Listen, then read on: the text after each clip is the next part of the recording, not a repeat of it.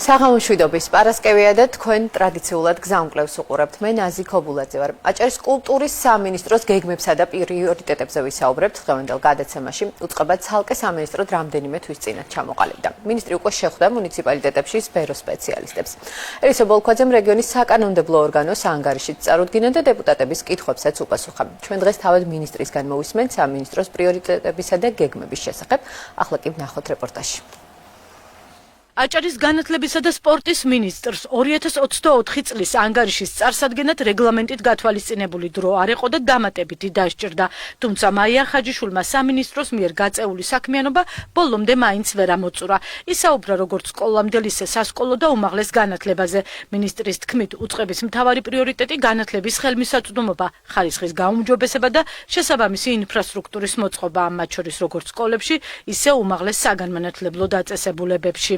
არ დარჩება არც ერთი ასაკობრივი ჯგუფი სამინისტროს ყურადღების მიღმა ყველა ასაკის ჩვენს ახალგაზრდაზე, მოსწავლეზე, ბაღის აღსასრულზე თუ უკვე შემდგომში ახალგაზრდა მეცნიერებზე იქნება მორგებული ჩვენი სამინისტროს პროექტები, ასევე მაქსიმალური ყურადღება მიექცევა ჩვენს პროფესორ მასწავლებლებს, ზოგადად სკოლებში ჩვენს პედაგოგებს და განსაკუთრებული აქცენტი გაკეთდა სპორტის გაძლიერებაზე, სპორტში მასობრივობის გაფართოებაზე. მინისტრის ინფორმაციით გასულ წელს რეგიონში არაერთი სკოლა აშენდა და გარემონტდა. უწყების ბიუჯეტიდან სასკოლო ინფრასტრუქტურის გაუმჯობესებაზე 43 მილიონ ლარზე მეტი დაიხარჯება. აშენდება 30 სკოლა და რეაბილიტაცია ჩაუტარდება 70-ს. სასკოლო ინფრასტრუქტურის გარდა მაია ხაჯიშვილმა ყურადღება გაამახვილა იმ პროგრამებზე, რომელიც მოსწავლეების სხვადასხვა კონკურსებსა და პროექტებში ჩართვას წაახალისებს. ისაუბრა ასევე მათ უსაფრთხოებაზეც. სკოლის უსაფრთხოება არის უმთავრესი მიზანი, რაზეც უნდა იყოს სახელმწიფო და განათლების სისტემა ფოკუსირებული, უნდა იყოს აღმოფხვრილი, რა თქმა უნდა, სკოლაში ბულინგი და ამავდროულად ტექნიკური ტიპის უსაფრთხოებები, რაც გულისხმობს პრევენცირებას, რაიმე ტიპის კონფლიქტების და ამავდროულად პერიმეტრზე, როგორც საგზაო სატრანსპორტო მოძრაობის ყველა იმ ნორმის ტექნიკური ნაწილის თვალსაზრისით უზრუნველყოფას, რაც გულისხმობს პირველ რიგში ბავშვების უსაფრთხოებას. რა თქმა უნდა, ის ნაწილი, რაც სოფელში გულისხმობს ტრანსპორტირებას, ძალიან დიდი გზის გავლას, უსაფრთხოების ნაწილში არის უდიდესი მხარდაჭერა ბავშვებისთვის და ოჯახებისთვის. აჭარის განათლებისა და სპორტის მინისტრის ანგარიშში აისახა რეგიონში მოღვაწე სპორტსმენების მიღწევები და უწყების ის გეგმები, რომლებიც მათ განვითარებას უწყობს ხელს. მაია ხაჯიშვილმა ხაზი გაუსვა ასევე სასპორტო ინფრასტრუქტურის მნიშვნელობას და როგორც აღნიშნა, ამ კუთხით აჭარას საქართველოს სპორტის სამინისტროც დაეხმარება. მიუხედავად იმისა, რომ კულტურის სამინისტრო ხაჯიშვილის უწყებას გამოეყო, მინისტრის ანგარიშში მაინც მოხვდა ის პროექტები, რომელიც სამინისტრომ გასულ წელს ამ კუთხით განახორციელა, მათ შორის ფოლკლორისა და სხვა მიმართულების განვითარებისთვის. მოვისმინეთ განათლების მინისტრის ანგარიში გაწეული მუშაობის შესახებ, ჩვენს მიერ დასმული იქნა შეკითხვებიც. ანგარიში სრულყოფილად იყო ასახული და წარმოჩენილი ყველა ეს პროექტი და მიმდინარეობა, რომელსაც განათლების და სპორტის სამინისტრო ახორციელებს მაღალმთიან რეგიონებში. მინისტრი შეეხო როგორც ფესტივალების, სახალხო დღესასწაულების, სასკოლო ბიბლიოთეკების, სასკოლო ბენდების და სხვადასხვა სახის პროგრამებს და პროექტებს, რომელსაც სამინისტრო ახორციელებს, მართლაც ის ასე ხორციელდება, ეს მხარდაჭერა სამინისტროსგან იგრძნობა. აჭარის განათლების მინისტრის საათის ამოწურვის შემდეგ უმაღლესი საბჭოს ტრიბუნა კულტურის მინისტრს დაეთმო. ელისო ბოლქვაძემ ძირითადად სამინისტროს სამომავლო გეგმებზე ისაუბრა, მათ შორის აჭარის სიმფონიური ორკესტრის ჩამოყალიბებაზე, ფესტივალებსა და თეატრზე. საკმაოდ დიდი დრო დაუთმო მინისტრმა კულტურის სფეროს განვითარების საკუთარ ხედვას და განაცხადა, რომ სურს აჭარას კულტურის მსოფლიო რუკაზე ხედავდეს. აჭარის რეგიონი ეს არის ძალიან დიდი პოტენციალის მატარებელი რეგიონი, როგორც კულტურული ტურიზმის მიმართულებით, ასევე უნიჭიერესი ადამიანებით, რომლებიც იმსახურებენ იმას, რომ ყურადღებაც მიექცენ, გამოჩნდნენ საზღვარგარეთ, აქაც ქვეყანაშიც და ვფიქრობ, რომ ის სტრუქტურები, რომელიც არის დღეს არსებული, ისინი კიდევ უფრო მეტად უნდა წარმოჩინდნენ, გამოჩნდნენ. აქვე მინდა ვთქვა, რომ ეს არის ძალიან დიდი პრივილეგია, რომ კულტურის სამინისტრო ცალკე არსებობს. აჭარის კულტურის, ასევე განათლებისა და სპორტის მინისტრების ანგარიშებს დადებითად აფასებენ დეპუტატები. ისინი ძირითადად აქცენტს პრიორიტეტებსა და ბიუჯეტის ზრდაზე ამახვილებენ. ფიქრობენ, რომ განათლებისა და კულტურის მიმართულებით რეგიონში ბევრი რამ გაკეთდა, მაგრამ გასაკეთებელიც ბევრია. მინისტრის საათის ფორმატი აჭარის უმაღლეს საბჭოში უკვე 5 წელია მოქმედებს, რაც დავით გაბაიძის თქმით ზრდის აღმასრულებელი ხელისუფლების ანგარიშვალდებულებას საკანონმდებლოს წინაშე. მინისტრის საათი არის ძალიან მნიშვნელოვანი მექანიზმი, როგორც ხელისუფლების შტოებს შორის ბალანსის თვალსაზრისით, ეს არის ერთგვარი პრევენციული მექანიზმი და ეს არის მექანიზმი, რომელიც ზრდის აღმასრულებელი ხელისუფლების ანგარიშვალდებულებას, გარდა ამისა ზრდის აღმასრულებელი ხელისუფლების გამჭვირვალობას და რაც მთავარია, ეს არის ამ შემთხვევაში საკანონმდებლო ორგანოს ხელში კონტროლის ძალიან კარგი მექანიზმი და ჩვენ 5 წელია უკვე ამ ფორმატში მუშაობთ და მე ვფიქრობ, რომ საკმაოდ კარგი პრეცედენტები დაინერგა უკვე ამ თვალსაზრისით. ორივე მინისტრის ანგარიში იყო საქმიანი. ხაბატონ მაიას ჰქონდა წინა ის იყო მინისტრი წინა წელს და აქედან გამომდინარე ხაბატონ მაია ხაჯიშვილმა ჩაგვაბარა. ხაბატონ ელისოს ჰქონდა უფრო მეტად მომავალზე გათვლილი მოხსენება, თუ რას აპირებს ახალი სამინისტრო წელს და მომავალშიც. ფიქრობ, ამ მხრივ ბევრი საინტერესო ინიციატივა აქვს ხაბატონ ელისოს. მისი გამოცდილება კულტურის სფეროში ძალიან კარგად ისრულებს საქართველოს და მისი ხედვები საინტერესო ინიციატივები ჰქონდა. ფიქრობთ, რომ კარგი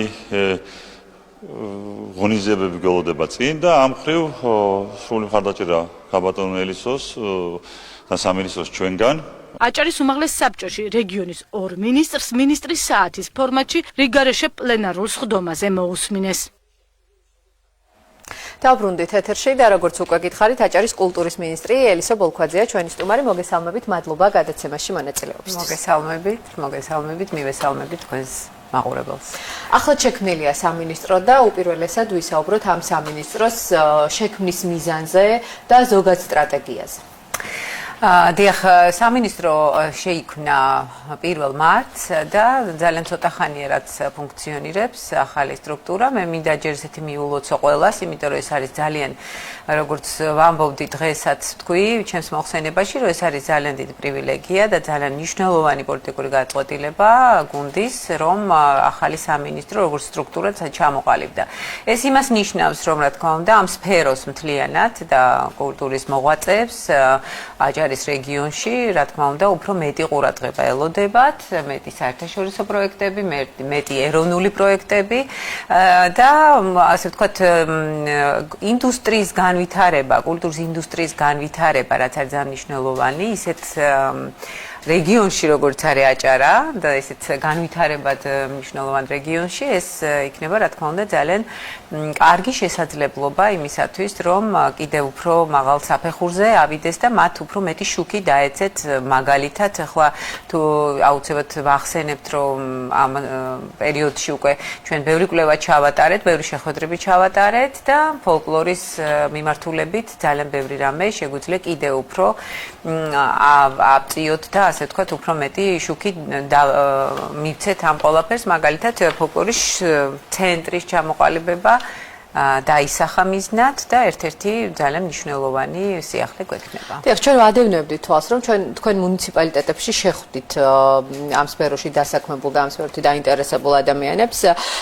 უფრო მეტი რომ გითხრათ იმასთან დაკავშირებით, რა ინიციატივები გქონდათ მათ და როგორ ჩაიარა, ვთქვათ, აზრთა გაცვლა გამოცვლამ ამ მიმართულებით. ძალიან საინტერესო იყო, იმიტომ რომ ეს ერთია, როდესაც ზოგადად იცნობ, ვთქვათ, მხარეს, მაგრამ როდესაც უკვე ინდივიდუალურად და პირადად ესე ეხები უკვე იმ ადამიანებს, რომლებიც ამ სფეროში ძალიან დიდ ენერგიას დებენ იმისათვის, რომ ყველაფერი გადარჩეს, განვითარდეს და ასე შემდეგ, იქ უკვე ხვდები, რომ აქ ძალიან მნიშვნელოვანი იქნება კულტურის სამინისტროს როლი.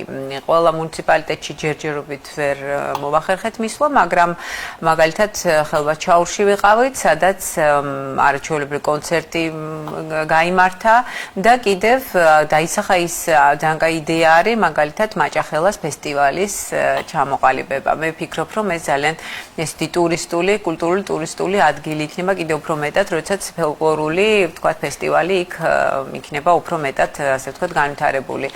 ქედაში ვიყავით, სადაც ქედაში კულტურის სახლი მზადდება, რომელიც ასევე ძალიან მნიშვნელოვანია და ქედაში სწორედ იქ იყო ფოლკლორულ კვლევებზე საუბარი, ფოლკლორის კვლევებზე და სხვა შორის იქ დაიბადა იდეა იმისა, რომ აჭარაში შეიქმნას ფოლკლორის ცენტრი. არის თბილისში, მაგრამ ჩვენ ვფიქრობთ, რომ აჭარაში თავისი ცალკე, ასე ვთქვათ, ავტონომიურად შეიქმნას ცალკე ცენტრი, რომელიც ასევე მოემსახურება ბევრ საჭიროებო საკითხს, რაც ფოლკლორის გადარჩენას, მის განვითარებას, პოპულარიზაციას შეუწყობს ხელს. და მე გავეცანი სამინისტროს კონცეფციის პრიორიტეტებს. ძალიან მნიშვნელოვანია ჩვენი ცხადია დაუბრუნდებით აჭარის ესე როგორც ცალკე კუთხის წარმოჩენას და ასე შემდეგ, თუმცა კულტურის დიპლომატია ძალიან მნიშვნელოვანი საკითხია და ძალიან საინტერესო, იმიტომ რომ კავშირები და კონტაქტები ელისო ბოლქვაძის ძალიან გამოადგება ამ მიმართულებით ჩვენს რეგიონს, ასე მგონია და გითხარით, რას გულისხმობს კულტურის დიპლომატია. კულტურის დიპლომატია ძალიან ბევრ რამეს გულისხმობს, რა თქმა უნდა, ჩემი კონტაქტებით და ასე ვთქვათ, ჩემი არა მარტო ჩემი, რასაკვირველია, მაგრამ მე ვამბობ, რომ ის რაც ჩვენ გვინდა რომ გავიდეს საზღვარგარეთ, ერთიანი კონცეფციით, მე ვფიქრობ, რომ იქნება ძალიან საინტერესო მაგალითად კულტურის დღეების მოწყობა ისეთ ადგილებში, როგორიც არის თუნდაც აი მაგალითად ჩვენებურები, სადაც არის დიასპორასთან ურთიერთობა, ეს ძალიან მნიშვნელოვანია, იმიტომ რომ ჩვენ პატარა ერი ვართ და ქართველები, რომლებიც იყვნენ ადრე ქართველები, ეხლა შეიძლება აღარ არიან, მაგრამ ყოველ შემთხვევაში ის ძირი, რაც მათ აქვს და ის ფუძე ჩვენ კულტურის მუშაკების ვალი ის არის, რომ ეს შევინარჩუნოთ სწორედ აი ამ მიმართულებით და მე ვფიქრობ, რომ ეს ძალიან საინტერესო სამუშაო იქნება უფრო გასაღრმავებელი და უფრო დასაახლოვებელი. იმიტომ რომ დიპლომატია, საერთოდ კულტურის დიპლომატია ძალიან აახლოვებს ხალხებს და ამიტომ ეს არის ერთ-ერთი მთავარი ხიდი ადამიანთა დაახლოებისათვის. კიდევ ვფიქრობ, რომ კულტურის დღეები, რომელიც ჩვენ გველოდება სექტემბრის დასაწყისში, იქნება კოპენჰაგენში და იქნება რეიკიავიკში და ჩვენ ვფიქრობთ, რომ ერთ-ერთი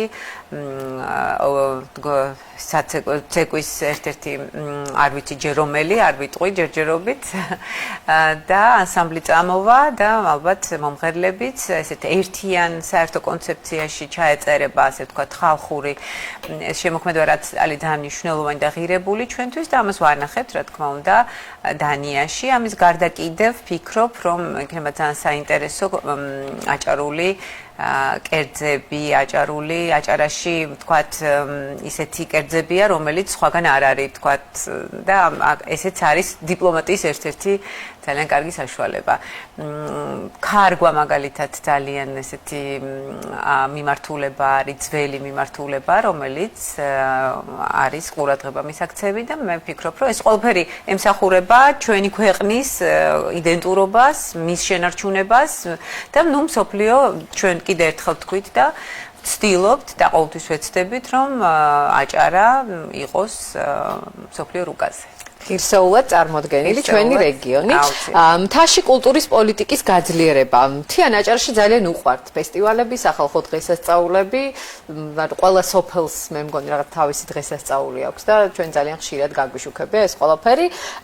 როგორ აპირებს ელისო ბოლქვაძე, რომ საკუთარი წვლილი შეიტანოს ამ ყველაფერში, მეტად ცნობადი რომ გახდეს თუნდაც ეს ღონისძიებები, რომლებიც იმართება ყოველწლიურად. ძალიან საინტერესო ეს ჩემთვის ახალი აღმოჩენა. როგორც მინისტრისთვის და როგორც იმის შემდეგ, რაც მე აქ დავიწყო ცხოვრება და უფრო კარგად გავეცანი ამ სიტუაციას, ვხედავ, რომ მთაში არის ისეთი თვითმყოფადი კულტურა, ისეთი სპონტანური და ისეთი დიდი ინტერესი არის მთის ხალხის ამ ტრადიციების მიმართ, რომ მე ვფიქრობ, რომ ამის ღირსი არის აუცილებლად ეს ყველაფერი, რომ შეიქმნას ერთი დიდი საერთაშორისო ფესტივალი, თუნდაც რატომაც არა ბეშუმობა, ჩვენ კულტურის კომიტეტთან ერთად გვინდა რომ განვიხილოთ ახალი ფესტივალის ჩამოყალიბების იდეა და ეს მე მგონი იქნება ბეშუმში. ამაზე კიდე ცალკე ჩვენ ვისაუბრებთ იმედია. და ჩემი წვლილი, ანუ და ახალი სამინისტროს წვლილი ამ შემთხვევაში ჩემ გუნდთან ერთად იქნება ის, რომ რა თქმა უნდა მთაში განვითარდეს მთის კულტურა, რომელიც არის საკმაოდ ესეთი განსხვავებული, მექანიზმებით განსხვავებულია, მათი ამუშავების მექანიზმებით სხვა არის და მე ვფიქრობ, რომ აქ რა თქმა უნდა კულტურული ტურიზმი უნდა იყოს აუცილებლად ერთად გააზრებული. თქვენ ახსენეთ შეხვედრები და ინიციატივების გაცვლა გადაცემის დასაწყისში და ალბათ მოისმენდით რაღაც საინტერესო იდეებსაც ამ ადამიანების მხრიდან და რაღაც გარკვეულ ცვლილებებს ალბათ მოითხოვს ის წლების განმავლობაში დამკვიდრებული ტრადიციული დღესასწაულები, ღონისძიებები და თუნდაც საკონცერტო ნომრები ამ მიმართულებით თუ გქონდათ უკვე მსჯელობა სამინისტროში, არ ვიცი, დარგის ექსპერტებთან და ასე შემდეგ.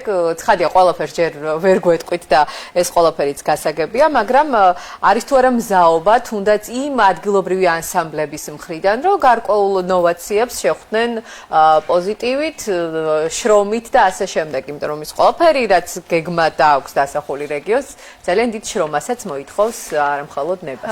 იცით, მე ძალიან დიდი სიხარულით მინდა ვთქვა, რომ თითოეული ადამიანი, თითოეული სიპი, აიპი, ყველა არის ძალიან მონდომებული, იმიტომ რომ ყველას ესმის ძალიან კარგად, რომ ამას ყველაფერს სჭირდება ძალიან დიდი შრომა, გამოცდილების კიდევ უფრო ესე იგი მეტი უფრო გამოცდილება, კვალიფიკაციის ამაღლება და ამის საშუალებებიც უნდა მივცეთ, რა თქმა უნდა, ხელოვნების მუშაკებს. მე ვფიქრობ, რომ ეს იქნება მასტერკლასები, ვორქშოპები და ერთიანი ძალებით, შეთანხმებით, რა თქმა უნდა და მათთან ერთად დისკუსიების ნიადაგზე, იმიტომ რომ საბოლოო ჯამში კულტურის სამინისტრო ემსახურება საზოგადოებას, ემსახურება ხალხს და მეტი კულტურა ყველგან, მთის კულტურაც ამას ნიშნავს, რომ ყველა სოფელში შეაღწიოს კულტურა. ეს არის ძალიან მნიშვნელოვანი. ამიტომ ჩვენ მარტო ერთ-ერთ გაწყვეტილებას მნიშვნელოვანს ვერ მივიღებთ. ეს არის საზოგადოების მოთხოვნიდან გამოსული, წიაღიდან გამოსული მოთხოვნილებები და მისწრაფებები, ეს არის მაგალითად ორკესტრზე ვისაუბრებთ, თქვენ განეთ ახლა როგორ იქნება შემდეგიო და მე ვამბობ, რომ ეს ჯერ ესეთი არის ორკესტრის სრულყოფილი ფუნქციონირება, ეს არის მთელი სეზონის გაზრდის აუცილებლობა, იმიტომ რომ ჩვენ გვაქვს ძალიან დატვირთული ზაფხულის სეზონი, არის უამრავი ფესტივალები, ყველაფერი, მაგრამ არ არის ზამთარში იმდენი, რამდენიც შეიძლება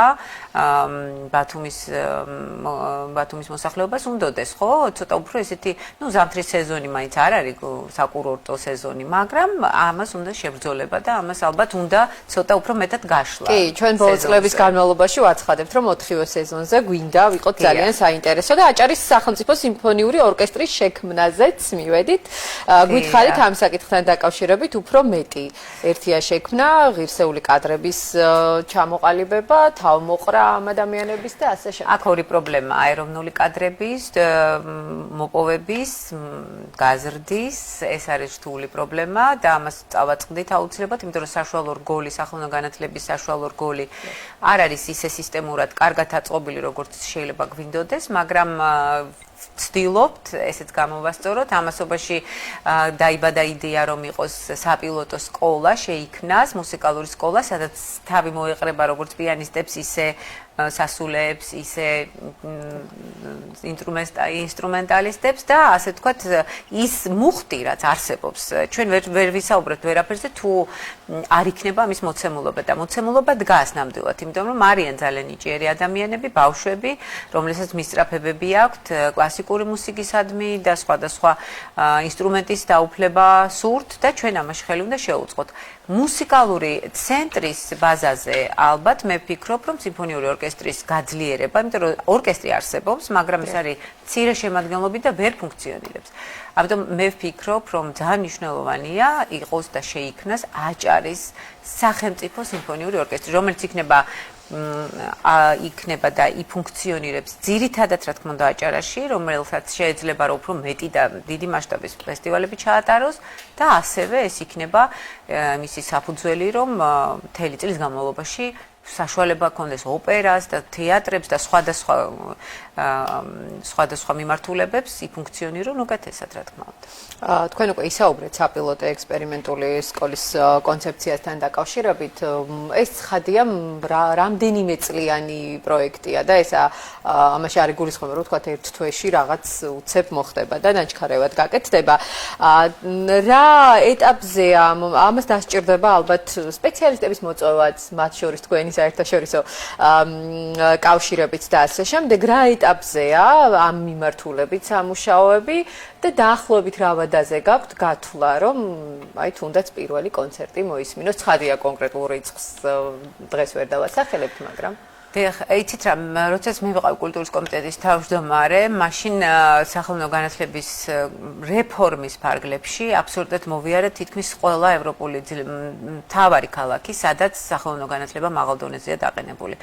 აქ არის სისტემური ცვლილება საჭირო და რადგანაც დროს მოითხოვს, ძალიან დიდ დროს მოითხოვს, ამიტომ ჩვენ აქსელერაციის მეთოდოლოგიით და ასე ვთქვათ, უფრო მეტად ისეთი მეთოდოლოგიების დანერგვით, რაც უფრო დააჩქარებს ამ პროცესს, ვიხემძღვანელებთ და ამას მერე მოგვიანებითაც გეტყვით, რა თქმა უნდა. ამ პროცესში ძალიან საინტერესოდ, აი preschool რასაც ქვია სკოლამდელი სახელმწიფო განათლების პროცესში ჩაერთვება, მე ასე ვფიქრობ, იაპონიის მხარეც, რომელიც ძალიან დაინტერესებულია, იმიტომ რომ იაპონიაში ეს ძალიან განვითარებულია, სკოლამდელი სახელმწიფო განათლება და აქაც შეიძლება რომ თქვა საერთაშორისო უკვე ამ მიმართულებით ორგანიზაცია დაინტერესდეს და ეს ძალიან კარგია, იმიტომ რომ ერთობლიობა და გამოცდილების გაზიარება ძალიან დიდ მნიშვნელობას ძენს ამ პროექტს. თქვენ მითხარით, როდის შეიძლება ახალი სკოლის შედეგები მოვისმინოთო. მე გეტყვით როგორც ოპტიმისტი ერთ წელიწადში, როგორც დიდი ოპტიმისტი, მაგრამ თუ რეალურად შევხედავთ, ალბათ, წელიწადნახევარი დაჭირდება ამას ყოფს იმ დღიდან, როცა ეს უკვე ფუნქციონირებას დაიწყებს.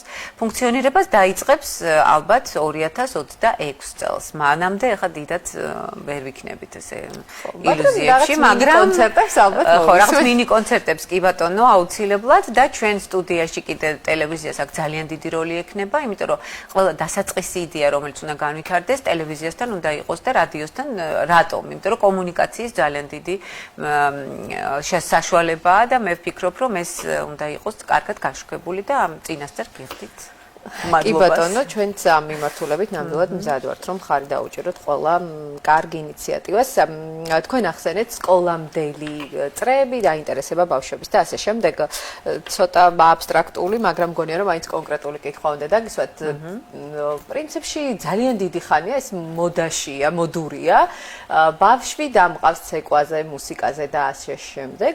არის ბევრი სახელმწიფო დაწესებულება ამ მიმართულებით, თუმცა კერძო ვთქვათ ანსამბლები და ასე შემდეგ, რომლებიც ძალიან ბევრ ფინანსურ რესურსს მოითხოვს ასევე ადამიანურ რესურსს და ვთქვათ სკოლის გარე დატვირთვას ბავშვების და სახელმწიფოს როლზე მინდა ვისაუბროთ ამ მიმართულებით. თქვენ როგორ ფიქრობთ, რამდენად არის სახელმწიფო რესურსი ამ მიმართულებით დატვირთული საკმაოდ პოპულარიზაციის თვალსაზრისით, თქვენ ახლა რასაც საუბრობთ იგივე კერძო ანსამბლებთან დამოკიდებულება და თქვა სახელმწიფო სახელოვნებო სკოლებთან დამოკიდებულება მოსახლეობით და ამ მიმართულებით აქვს თუ არა სამუშაო სახელმწიფოს, რომ თუნდაც იგივე მოსწავლე ახალგაზრდობის სასახლეს ან მსგავსი ტიპის დაწესებულებები იყოს უფრო პოპულარული და უფრო მოთხოვნადი.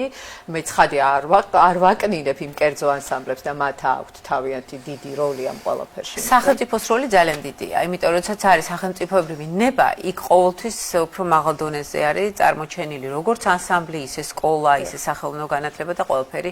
მე ვფიქრობ, რომ ამ ხრივ აჭარის მხარე გამორჩეულია, იმიტომ რომ აქ ძალიან ბევრი მე ახლა არ შევალ დეტალებში, მაგრამ ყოველ შემთხვევაში ამ პატარა კუთხისთვის 8 იპი და 8 იპი არსებობს. აქედან 3 მუსიკალური სკოლაა.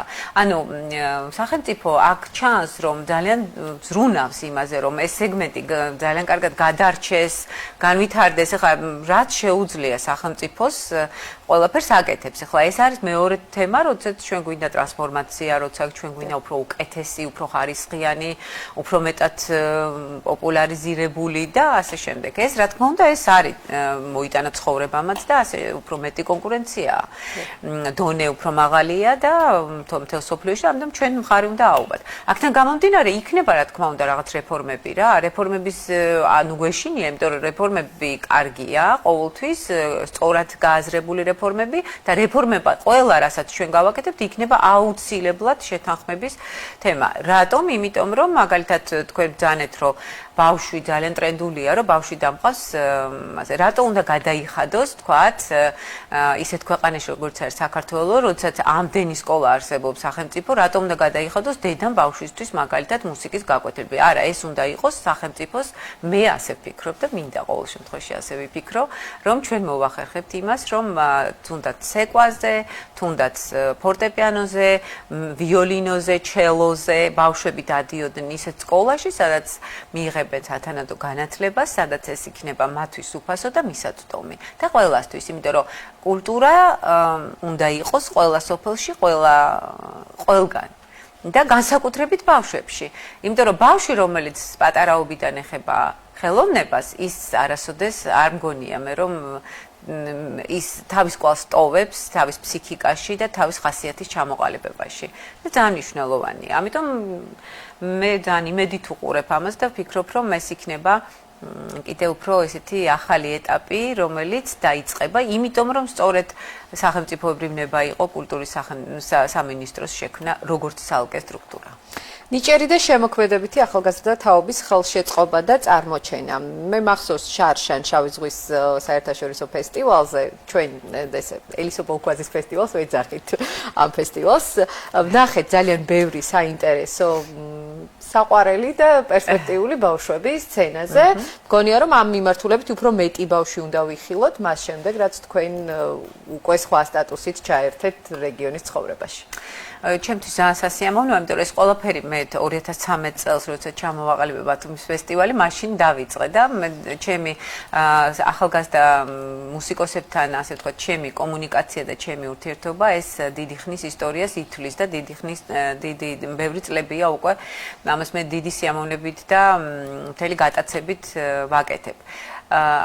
ხელოვანი ბავშვისთვის ძალიან დიდი მნიშვნელობა აქვს, როგორ დაინახავს მას დასაწყისში, ან თავისი მასწავლებელი, ან ვინ როგორ მიეხმარება. რატომ? იმიტომ რომ ნიჭს როცა აღიარება აქვს, ის მეტად იფურჩქნება. ეს ძალიან მნიშვნელოვანია. ეს არის ძალიან სპეციფიური სფერო და აქედან გამომდინარე, ამას სპეციფიური და ძალიან სათუთი მიდგომა ჭირდება. და ის ბავშვები, რომლებიც თქვათ, თქვენ ბათუმის ფესტივალი ახსენეთ და იქ მოისმენთ, რა თქმა უნდა, მე აქ უფრო მეტი საშუალება მექნება, რომ სკოლებთან უფრო მჭიდროდ ვიმუშაო და უფრო მეტი ნიჭიერი ბავშვი აღმოვაჩინო და მათ უფრო მეტი გასაქანი კიდევ მივცეთ. იქნება კონკურსების ჩატარება, ეს იქნება მასტერკლასები თუ ასე შემდეგ. ბათუმის ფესტივალიც გაგრძელდება, მინდა გითხრათ, წელსაც იქნება აუცილებლად ახალგაზრდების როგორც მასტერკლასები, პირველ რიგში მასტერკლასებს ვგულისხმობ, რომ ძალიან მნიშვნელოვანია მასტერკლასები და მერე რა თქმა უნდა იქნება კონცერტიც. ბათუმის ფესტივალის ერთი კონცერტი ყოველთვის მიეძღვნება ახალგაზრდა ტალანტებს და ეს იქნება ყოველთვის მათი არაჩვეულებრივი პლატფორმა იმისთვის, რომ მათ კიდევ უფრო მეტი საშუალება ჰქონდეთ განვითარების და წინსვლის. მულტიკულტურული გარემოს დაცვა და აჭარის წარმოჩენა მსოფლიო რუკაზე. ნაწილობრივ ამაზე უკვე ვისაუბრეთ, თუმცა აჭარაში ხელოვნება არ არის მხოლოდ აჭარული განდაგანა ცხადია და მულტიკულტურული გარემოს დაცვა არის ძალიან მნიშვნელოვანი. ამ მიმართულებით რამე კონკრეტული ხედვები თუ აქვს სამინისტროს უკვე? სხვაჩვენს განდაგანა ძალიან მნიშვნელოვანია და როგორც ეროვნული არამატერიალური არის განძი, ეხლა მე ვფიქრობ, რომ უნდა იყოს ეს განძი საერთაშორისო და იუნესკოსაც უნდა შევთავაზოთ, რომ განდაგანა იყოს მათ ნუსხაში. ეს არ არის, ეს ძალიან კაი იდეაა. რაც შეეხება და დანარჩენს თქვენ მკითხეთ, რომ ესე იგი როგორ ვაპირებთ, რომ ესე წარმოდგენილი ვიყოთ ღირსეულად მსოფლიო რუკაზე. კი ბატონო. მსოფლიო რუკაზე ჩვენ ვფიქრობთ, რომ ფესტივალების, ასე ვთქვათ, როგორც ვთქვით, რომ მთელი წლის განმავლობაში იყოს ფესტივალები, მაგრამ ფესტივალები არა, მე ვფიქრობ, რომ ყოველ თვე 2-3 ძალიან კარგი საერთაშორისო კონცერტი გაკეთდეს, ანუ კონცერტების სერია დავარქვათ ამას. და ამ სერიების დროს ის მასწავლებლები, ის არაჩვეულებრივი არტისტები და პროფესორები, რომლებიც ჩამოვლენ, აუცილებლად მინდა, რომ მათ ჰქონდეთ უბრალოდ კი არ წამოვიდნენ კონცერტზე, არამედ მათ ჰქონდეთ ვალდებულება, რომ ეს ბავშვები მოისმინონ და მათ გაუკაფონ გზა, მაგალითად, რომელიმე აკადემიაში, რომელიმე კონსერვატორიაში. ეს ძალიან მნიშვნელოვანი ინტერაქცია იქნება და სწორედ ამითი იქნება თანდათანობით, როგორც კულტურული ჰაბი გახდება აჭარა. და ეს იქნება ძალიან დიდი შანსი დამწყები ხელოვანებისთვის.